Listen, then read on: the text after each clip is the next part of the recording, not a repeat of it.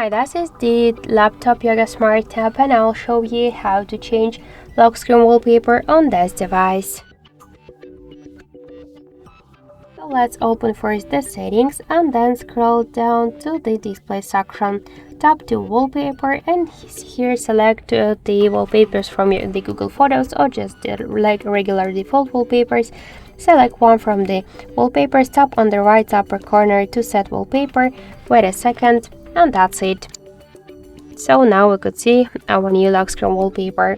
And also we got one more way how we could do that. Just first hold for a while home screen with your finger and tap here to wallpaper section, and by the same way select one from your photos or this one, then just tap to OK on the right upper corner to set wallpaper, and that's it.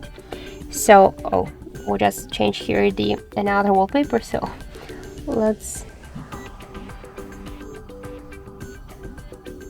here select this wallpaper. Don't forget to just change the desktop, just to tap to this checkbox to unselect desktop and to set it only to the lock screen, then just tap to set wallpaper, and that's it.